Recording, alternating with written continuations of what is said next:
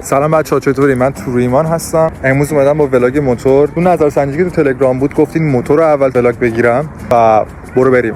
خیلی خب بچه‌ها، نمیدونم میدونی یا نه، تو کیش بیشتر موتورها برقیه، یعنی اصلا شارژیه، حالت شارژیتوره.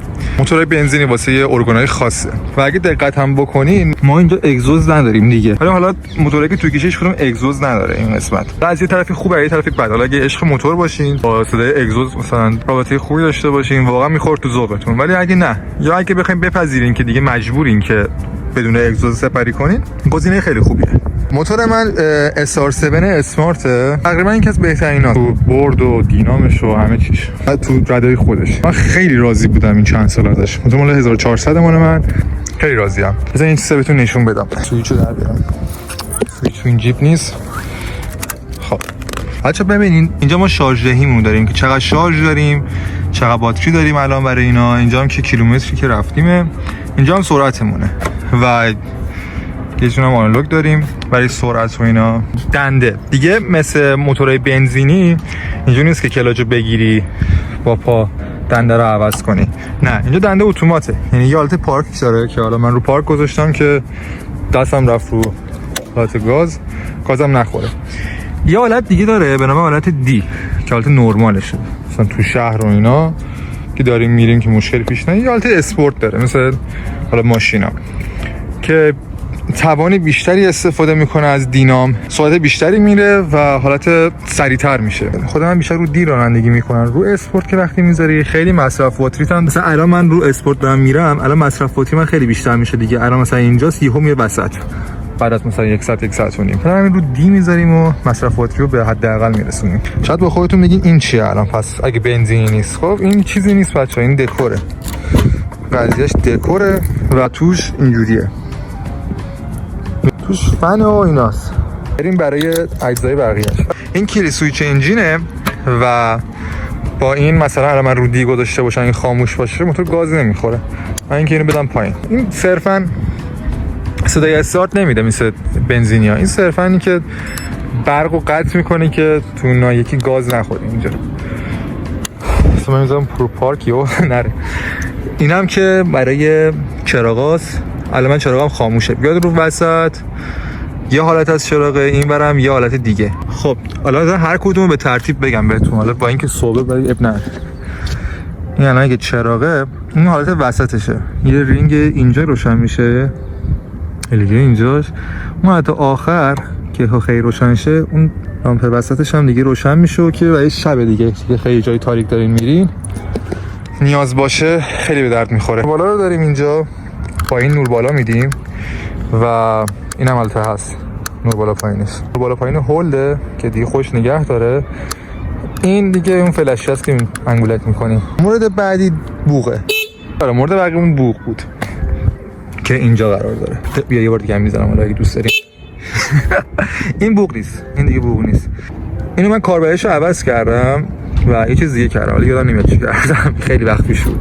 ایست به درد بخورتر کردم. این موتور 6000، حالا اگه خواستین یا تهیه کنین، موتور 6000 اسمارت، یه دونه باتری لیتیوم داره و پیمایشش مثلا اگه با سرعت خوب بخوایم بریم 70 کیلومتر، یعنی 70 کیلومتر بریم دیگه باتری که آخراشه دیگه، بعد دیگه بزنین شور شارژ. چیز خوبیه تو کیش خیلی کوچیک‌تر از این حرفاست و همین واقعا کافیه.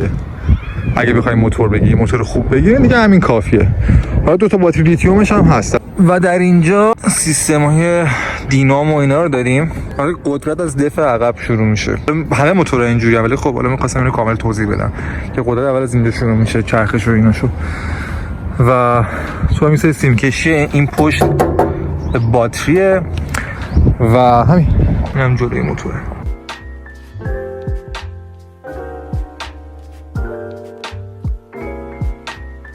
اینجا دور بزنیم با موتور.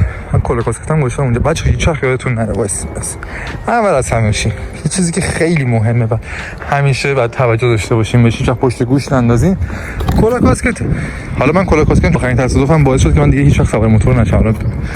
الان خیلی وقت بود من سوار موتور نشدم و بیشتر ویدیوهایی که آپلود کرده بودم مال قدیم بود، من 1 سال و نیم پیش بود و من از اون موقع تا الان هیچ سوار موتور نشده بودم. من دیگه اومدم یه تست بگیرم. میخوام یه حرکتی بزنم، میخوام بزنمش روی اینجای تیشرتم، گوشی‌ها، یعنی قابشو بزنم پشت تیشرتم، گوشی بزنم وسط تیشرتم، بتونیم با دوربین جلو یه حالت فیلد آف ویو بگیریم. البته اگه بشه، حالا امیدوارم بشه.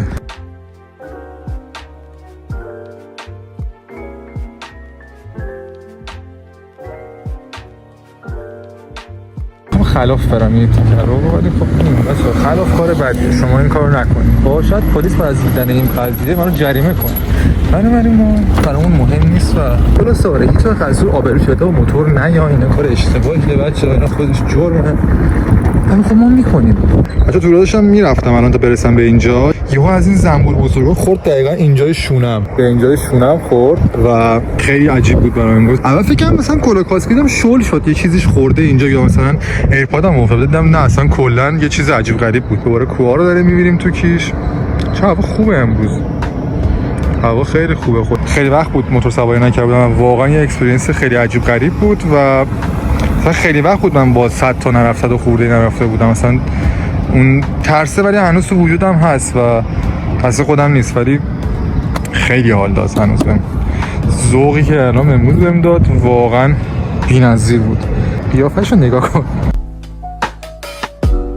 واسه من قهوه‌ام خوردم ولی چجوری بهتون بگم، انقدرم شلوغ بود نچسبید بهم یه 2 دقیقه بشینم. مثلا استرس داشتم میگرفتم، همش پر آدم، همه عکس میگرفتن از خودشون. من استرس میگم یه جای اینجوری. راستی بچه‌ها من اگه دقت کرده باشین آینه نمیذارم. اوایل خیلی آینه میذاشتم، بعد هی تصادف میشد و اینا. بعد من دیگه آینه‌مو برداشتم که دیگه راحت‌تر رانندگی کنم و خیلی راحت‌تر. چون مثلا رد میشدن یهو یکی میومد با ماشین تاق میکوبید، نمیدونم آینه‌ها انگار اذیتشون میکرد. فقط آینه چپمو میزدن، نمیدونم چرا. راستمو دیگه آخرا 2-3 بار زدن دیگه کلا در آوردم. گفتم بس دیگه من آینه نمیخرم. چون خیلی وقت تمرین نکردم، من اومدم پاک نیلوفر یه تمرینی بکنم و برم میتونم دیگه پارالل بزنم، هنوز بارفیکس بزنم، بریم ببینیم.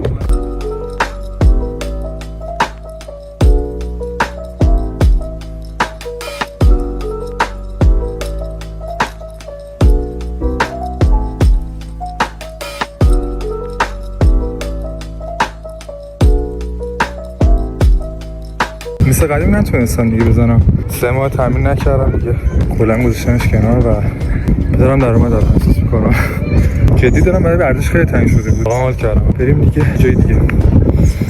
بچه‌ها من باتری تازه هیل کردم، بعد یه ذره مدت شارژشو بیشتر میذاشتم امروز برای رکورد. بعد الان اومدم تو اوت آف نوور ترین حالت ممکن، قشنگ شارژ موتور تموم شد. الان من موندم قشنگ، نمیدونم شارژ تموم نشد، 2-3 خط داره، یعنی نمیرسه قشنگ تا خونه. بعد اینو میذاشتم رو شارژ، اشتباه کردم. الان زنگ میزنم به میساق خونه است یا چی، امیدوارم فقط خونه باشی میساق. خب بچه شانسی که آوردم الان میساق خونه بود، زنگ زدم ببرم موتور پیش میساق بزنمش رو شارژ، بذاره شارژ بگیر. فقط شانس آوردم الان میساق خواب نبود، اگه خواب بود دیگه من دهنم سرویس بود کامل، همینجا بعد میموندم. بعد اصلا واقعا اوت آف نوور ترین حالت ممکنم، یعنی به هیچ چیز دسترسی ندارم که برم هواپیما رو نگاه کنیم، هیچی دسترسی ندارم که برم موتور اصلا بزنم شارژ یا هیچی. تو رو فقط سریعتر ببرم پیش میساق بزنمش رو شارژ. برو بریم. میو. خب بچه اومدم پارکینگ میساق، موتور رو زدم به شارژ بگیره، کلا 3 خط داشت. الان داریم میریم پیش میساق، بریم آسانسور رو پیدا کنیم. اول این ور بود بالا، بریم این ور، بریم ببینیم میساقم ببینیم و آقا بریم ببینیم چه خبره دیگه. بیو چه منم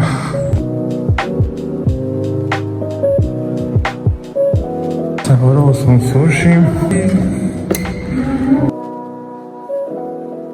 خب آقا ما اومدیم بازی کردیم، بعد گوشی من بازی نکردیم، کلی نوازی کردیم. میساق همشو برد ام بی ای و یه دست من فقط میپریدم رو هواجو میزدم اینجا رو. آقا بعد دیگه اینو بازی کردیم و دیگه هم دیگه داریم میریم کافه. آقا بریم به سمت کافه. خیلی عالی هم من آدینس نمیدونم خوش دادم. نه خوش اصلا نمیشه. نه خیلی کافه خوبیه، فوق العاده است. خیلی همیشه بیاین اینجا، خیلی عالیه. همین کافه کسی رو نگاه میکنه اصلا هیچ فیکسه. بهترین کافه زندگیمونه.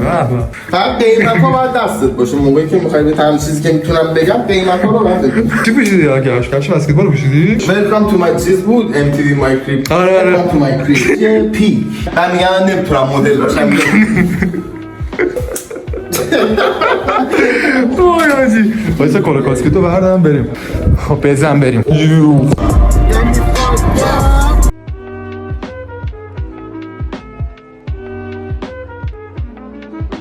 I beat the she got the wrong beat.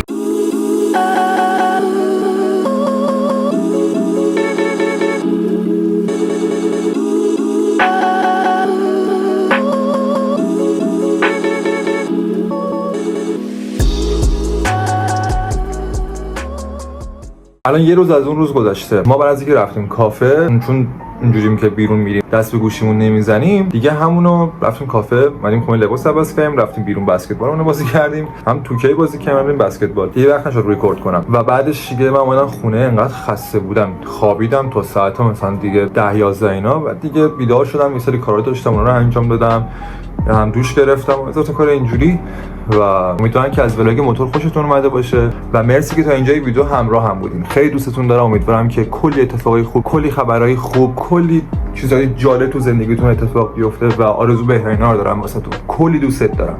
مراقب خودت باش. تا ویدیوی بعدی.